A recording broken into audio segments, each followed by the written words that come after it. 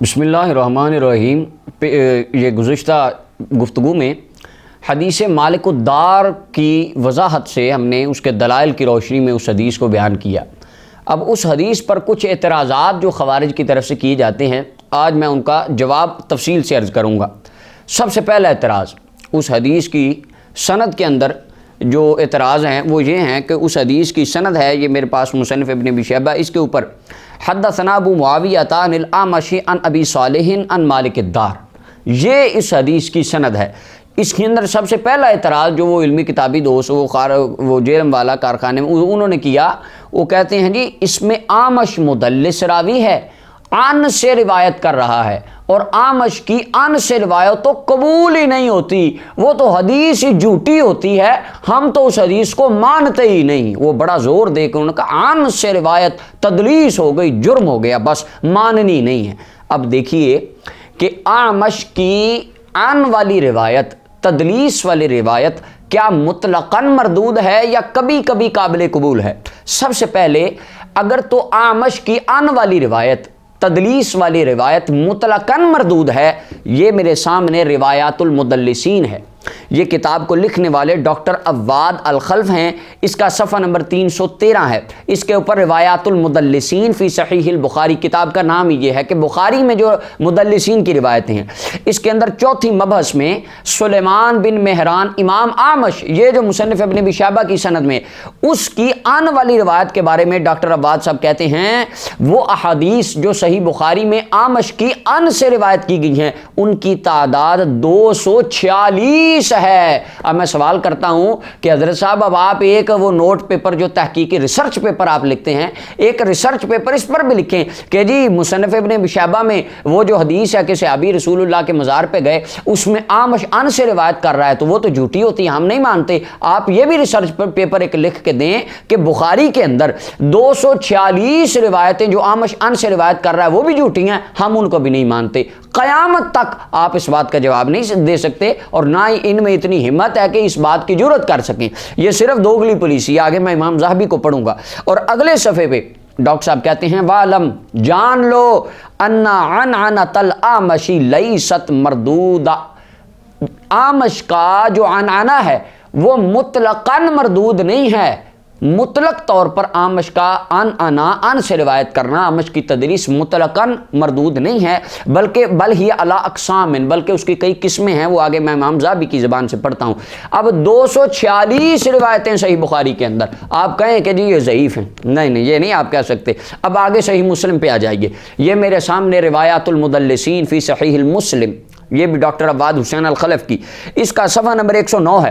اس کے اندر لکھتے ہیں کہ اعمش سلیمان بن مہران الاعمش، ان کی صحیح مسلم کے اندر جو عن سے روایتیں ہیں تدلیس والی، سماع کی تصریح کے بغیر، ان کی تعداد 257 ہے۔ 257 حدیثیں صحیح مسلم کے اندر اعمش عن سے روایت کرتا ہے، سماع کی کوئی تصریح نہیں۔ آج تک کوئی بندہ کہہ کے دکھائے کہ جی وہ 257 روایتیں ضعیف ہیں، کوئی نہیں کہہ سکتا۔ یہ صرف سنیوں کے عقیدے پر ڈاکہ ڈالنے کے لیے انہوں نے اپنے اصول گھڑ لیے ہیں۔ اب دیکھیے ڈاکٹر صاحب نے جو بات کی کہ اعمش کی عن والی روایت مطلقاً مردود نہیں ہے بلکہ کبھی کبھی قبول ہوتی ہے، وہ کب قبول ہوتی ہے یہ زوم کیجئے، یہ میرے ہاتھ میں امام ذہبی کی میزان الاعتدال ہے، اس کا یہ صفحہ نمبر 224 ہے، یہ دیکھیے، یہ اس کے اوپر امام ذہبی رحمۃ اللہ علیہ کیا فرماتے ہیں، اعمش کی تدلیس کو بیان کر رہے ہیں، تدلیس کو غور سے دیکھ لیجئے۔ امام ذہبی رحمۃ اللہ علیہ اس پہ لکھتے ہیں وَهُوَ يُدَلِّسُ، کبھی کبھی اعمش تدلیس بھی کرتا ہے اور کبھی ضعیف سے بھی تدلیس کرتا ہے اور کبھی ضعیف سے نہیں بھی کرتا۔ فَمَتَا قَالَ حَدَّثْنَا فَلَا کلام، جب تو حدثنا کہے تو کوئی کلام نہیں، اور جب عن کہے تو احتمال تدلیس ہوتا ہے۔ إِلَّا فِي شُيُوخٍ لَهُ، لیکن اعمش کے کچھ استاذ ایسے ہیں اگر ان سے وہ عن کے لفظ سے بھی روایت کرے تو اس کی روایت قبول ہوتی ہے، یہ امام ذہبی لکھتے ہیں۔ اب وہ کون کون سے استاد ہیں، اب یہ نام سنیے گا۔ ان استادوں کے نام کا ابراہیم، پہلے ابراہیم نخعی، व इब्न अबी वाइल, इब्न अबी वाइल, व अबू सालिह सम्मान, और अबू सालिह सम्मान, ये 3 उस्ताद जिनके नाम इमाम ज़हाबी ने लिए। इमाम ज़हाबी फरमाते हैं जब इनसे आमश रिवायत करे, अगरचे अन से करे, वो रिवायत महमूल अल इत्तिसाल होती है, मकबूल होती है, ज़ईफ़ नहीं होती। और उनके अंदर जो इब्न अबी वाइल हैं वही सनद मुसन्निफ़ इब्न अबी शैबा के अंदर है। अब उसूल मुहद्दिसीन के नज़दीक इमाम ज़हाबी के उसूल के मुताबिक मुसन्निफ़ इब्न अबी शैबा की रिवायत बिल्कुल सही और बिल्कुल दुरुस्त है, और इसी पर फतवा इमाम इब्न हजर अस्कलानी और इमाम इब्न कसीर ने दिया कि हदीस सनद के एतबार से सही है। अच्छा, अगर कोई अब भी कहे नहीं जी हमने नहीं मानना, ना इमाम ज़हाबी की बात हमने नहीं मान, जब वो हदीस आती है ना कि यह कायनात रसूलुल्लाह के लिए बनाई गई, तो इल्मी किताबी कहता है नहीं, वो मुस्तदरक हाकिम वाले को तो पता ही नहीं चला, सही बात तो इमाम ज़हाबी की है। इमाम ज़हाबी जैसा तो कोई इमाम ही नहीं था। मैं कहता हूँ अब भी मैं तुम्हें इमाम ज़हाबी की बात बताता हूँ, अब भी मानो कि वाकई इमाम ज़हाबी से बड़ा कोई इमाम ही नहीं था। ये बात भी इमाम ज़हाबी लिखते हैं। अब आगे इल्ज़ामी जवाब सुनिए। ये जो हदीस अनिल आमशी अन अबी वाइलिन, ये जो हदीस की सनद है मुसन्निफ़ इब्न अबी शैबा के अंदर, नहीं जी ये मरदूद है। सही बुखारी के अंदर कुल 13 मकामात ऐसे हैं जिनके अंदर ये हदीस आई, ये सनद आई है मुकम्मल, यही 13 मकामात सही बुखारी के अंदर। और ये डॉक्टर अवाद हुसैन अल खलफ साहब ने अपनी इस किताब के अंदर वो 13 के 13 मकामात लिख दिए। मैं आपको बरकत के तौर पर चंद हदीसों के नंबर बता देता हूँ। हदीस नंबर 477, 2119, 2672 और 4487, ये 3-4 रिवायात के मैंने नंबर बता दिए। बाकी 13 मकामात आप इस किताब में देख सकते हैं। बिल्कुल वही सनद है जो यहाँ पर इब्न हदीस मालिकुद्दार की सनद है। अब मैं पूछता हूँ इल्मी किताबी दोस्तों से और तमाम खवारिज से कि आप बुखारी की इन 13 हदीसों को ज़ईफ़ कह सकते हैं? नहीं, यहाँ पे नहीं कहेंगे। लेकिन बुखारी के उस्ताद अगर उसी सनद से हदीस लिख दें तो कहेंगे नहीं हमने नहीं मानना। क्यों नहीं मानना? इससे सुन्नियों का अकीदा साबित हो जाएगा। अब आगे आ जाइए। सही मुस्लिम के अंदर 50 मकामात ऐसे हैं जिनके अंदर बिल्कुल वही सनद आई है जो हदीस मालिकुद्दार की सनद है। लेकिन उन 50 मकामात को आज तक किसी ने ज़ईफ़ नहीं कहा। कोई अहले हदीस दोस्त खारजी या इल्मी किताबी कहे कि जी वो मुस्लिम की 50 हदीसें ज़ईफ़ हैं, हम उनको मानते ही नहीं, तब बिल्कुल ऐसा नहीं करेंगे। आगे आ जाइए। वो मुस्लिम के 50 मकामात को भी डॉक्टर अवाद साहब ने लिखा। अब आगे सुनन अरबा के अंदर सुनिएगा, ये बात आपके लिए नहीं होगी। सुनन तिरमिज़ी के अंदर 50 मकामात ऐसे हैं जिनके अंदर आमश रिवायत कर रहा है, अन से रिवायत आगे अबू सालेह है, और उनके अंदर अक्सर मकामात को अल्लामा अलबानी साहब कहते हैं ये हदीसें सही हैं। लेकिन जब रसूलुल्लाह की अज़मत की बात आई तो यहाँ आके उन्होंने कहा ना इसको हमने नहीं मानना, ये हदीस ज़ईफ़ है।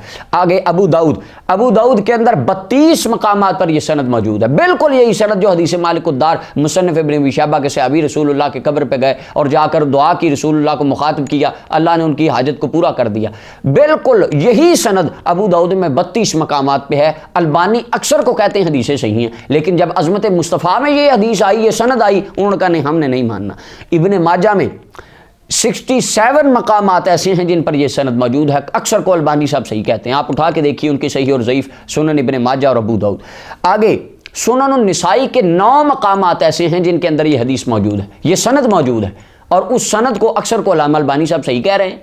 लेकिन जब अज़मत मुस्तफ़ा में यह सनद आई तो उन्होंने कहा जी हमने नहीं मानना। अब सिहा सित्ता के कुल 221 मकामात ऐसे हैं जहां पर आमश रिवायत कर रहा है, रिवायत भी अन से कर रहा है, जो मुसन्निफ़ इब्न अबी शैबा के अंदर है, यही सनद है।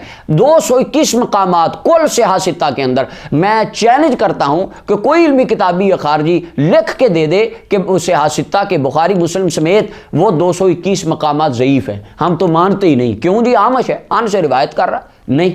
अक्सर रिवायात को खुद कहते हैं ये सही है, लेकिन जब अज़मत मुस्तफ़ा में ये हदीस आ गई, ये रिवायत आ गई, तो उनका ना जी हमने तो इसको मानना ही नहीं, ये तो हदीस लिखी नहीं, ज़ईफ़ है, ये तो झूठी है, नाउज़ुबिल्लाह। ये पहला एतराज़ जिसका जवाब आपके ज़िम्मा करम पे बाकी है, जो क़यामत तक के लिए आपको वक़्त भी दिया है कि इसका जवाब आपने देना है। अब आगे दूसरा एतराज़ इस हदीस पर जो करते हैं, इसकी सनद पर, वो कहते हैं जी मालिकुद्दार तो मजहूल रावी था, वो तो सिका ही नहीं था, उसका तो पता ही नहीं। अलबानी साहब ने भी यही इतराज़ किया, उनका मालिकुद्दार। अच्छा, मज़े वाली बात यह है कि अलबानी साहब ने इस हदीस की सनद पर आमश की तदलीस का कोई उन्होंने इस तरह का एतराज़ नहीं उठाया, क्योंकि उन्होंने इमाम ज़हाबी को पढ़ा हुआ था। लेकिन आजकल के ये छोटे ममोले कहते हैं आमश तो मुदल्लिस था। अब ये 221 मकामात को ज़ईफ़ कह दें, हम मान लेंगे कि वाकई ये भी नहीं ठीक। अब आगे مالک الدار دوسرا اعتراض جو اس حدیث پر کیا جاتا ہے اس کی سند پر، وہ یہ ہے کہ مالک الدار مجہول راوی تھا۔ امام بخاری رحمۃ اللہ علیہ نے تاریخ الکبیر میں اختصار کے ساتھ اس حدیث کو اسی سند کے ساتھ بیان کیا اور اس پر کوئی جرح نہیں فرمائی۔ دوسری بات، یہ میرے ہاتھ میں تاریخ دمشق ہے، اب اس کو زوم کیجئے، اس کا صفحہ نمبر 489 ہے، اس کے اوپر پورا باب امام ابن عساکر نے قائم فرمایا۔ یہ دیکھیے پورا باب ہے مالک الدار کے اوپر، امام ابن عساکر جیسا امام پورا باب قائم کر رہا ہے ان کے احوال اور ان کے قرائن پر۔ کہتے ہیں یہ حضرت عمر بن خطاب کے غلام تھے، حضرت ابو بکر، ابو عبیدہ بن جراح، معاذ بن جبل اور فاروق اعظم سے انہوں نے حدیثیں سنی۔ وروا عنہ ابو صالح، اور ابو صالح نے ان سے روایتیں کی ہیں۔ اب مالک الدار غیر ثقہ یا مجہول نہیں تھے، امام ابن عساکر کہتے ہیں ثقہ تھے، آگے اور نیچے انہوں نے وہ حدیث بھی لکھ دی، پوری حدیث لکھ دی۔ اب اس کے بعد یہ طبقات الکبریٰ امام ابن سعد کی، اس کی 5ویں جلد ہے، صفحہ نمبر 8 ہے، اس کے اوپر امام ابن سعد جیسا امام لکھتا ہے مالک الدار فاروق اعظم کے غلام تھے اور حضرت ابو بکر عمر سے انہوں نے روایت کی، اور ابو صالح السمان نے ان سے روایت کی، وکان معروفاً، اور وہ بھی معروف تھے۔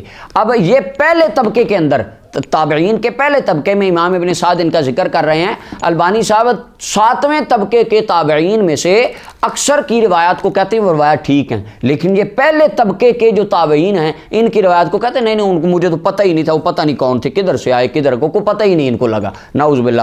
اب آگے صحیح الترغیب والترہیب علامہ البانی کی جو تحقیم ہے اس کے اندر انہوں نے مالک الدار کی ایک حدیث کو صحیح کہا کہ یہ حدیث ٹھیک ہے، وہاں پر انہوں نے کوئی اعتراض نہیں کیا کہ یہ مجہول تھے یا غیر ثقہ تھے، تب کوئی نہیں۔ لیکن جب شان مصطفیٰ میں یہ روایت آئی، عقیدہ اہل سنت کی پاسبانی اور ترجمانی میں آئی، انہوں نے کہا جی ہم تو مانتے ہی نہیں، یہ تو جھوٹی ہے، نعوذ باللہ۔ اب تیسرا اعتراض کرتے ہیں، کہتے ہیں نہیں ابو صالح اور مالک الدار کے درمیان، ابو صالح اور مالک الدار کے درمیان انقطاع کا گمان ہمیں ہوتا ہے، یہ تیسرا اعتراض ہے۔ اب ہم آپ کو صحیح مسلم کا مقدمہ پڑھائیں گے، جو آپ بار بار کہتے ہیں نا آپ کو تو اصول حدیث کا پتہ ہے، وہ علمی کتابی کہتا ہے ان کو تو مولویوں کو تو پتہ ہی نہیں اصول حدیث کیا ہوتا ہے۔ میں آپ کو صحیح مسلم کا مقدمہ پڑھاتا ہوں، آج میں آپ کو بتاتا ہوں کہ صحیح مسلم کے مقدمے میں کیا لکھا ہے۔ آپ کھولے ابھی اٹھائیے صحیح مسلم اور اس کا مقدمہ کھولے، امام مسلم رحمۃ اللہ لکھتے ہیں دو راویوں کی آپس میں ملاقات کا ہونا لازمی نہیں، بلکہ معاصرت ان کا ایک زمانہ پایا جانا ہی حدیث کی صحت کے لیے کافی ہے، اور ان دونوں کا زمانہ ایک تھا۔ اب امام مسلم کے اصول اور قانون کے مطابق، ان کے فتوے کے مطابق بھی یہ حدیث درست ہو گئی۔ اللہ اکبر۔ اب آگے چوتھا اعتراض، وہ کہتے ہیں جی مزار مصطفیٰ صلی اللہ علیہ وسلم پر جانے والا اگر آپ کی ان باتوں کو مان بھی لیں تو نبی علیہ السلام کے دربار پہ جو بندے گئے ان کا تو نام ہی پتہ نہیں تھا، وہ وہاں تو یہ آتا ہے فجا رجل، ایک بندہ گیا، بندہ پتہ نہیں کون تھا۔ اب کوئی پتہ نہیں گیا کون تھا، اس سے کوئی دلیل نہیں بنائی جا سکتی۔ میں کہتا ہوں یہ بھی اعتراض ختم ہو جاتا ہے۔ یہ البدایہ والنہایہ امام ابن کثیر کی، اس کی 7ویں جلد ہے، صفحہ نمبر 97 ہے، اس کے اوپر امام ابن کثیر لکھتے ہیں حتی اقبل بلال بن حارث المزنی، وہ آنے والا کو عام بندہ، ایویں بندہ نہیں تھا بلکہ حضرت بلال بن حارث المزنی رضی اللہ تعالیٰ عنہ رسول اللہ کے صحابی تھے۔ اگر ان کو آپ مجہول مان بھی لیں تو اس کے اندر صحت کی بنیاد فاروق اعظم کے سکوت اور فتوے پر ہے کہ سارے واقعے کو سننے کے بعد فاروق اعظم نے خاموشی کا اظہار کیا، جس سے آپ کی رضا کا پتہ چلتا ہے کہ فاروق اعظم ان کے اس عمل پر راضی تھے، اور ان کا بھی یہ ایمان تھا کہ جب مشکل وقت آئے تو دربار رسول صلی اللہ علیہ وسلم میں حاضر ہو کے اپنی حاجات سنا دو، رسول اللہ کو اپنا درد دل سناؤ، اللہ اس کو پورا کر دیتا ہے اور اللہ اس کو قبول فرما لیتا ہے۔ اب یہ جتنی میں نے چند تحقیقی باتیں پیش کی، اس کا جواب یہ تمام وہ حضرات جو اس حدیث کا انکار کرتے ہیں ان کے ذمہ کرم پر ہے۔ اللہ تعالی ہمیں عقیدہ اہل سنت کی پاسبانی کرنے کی توفیق عطا فرمائے۔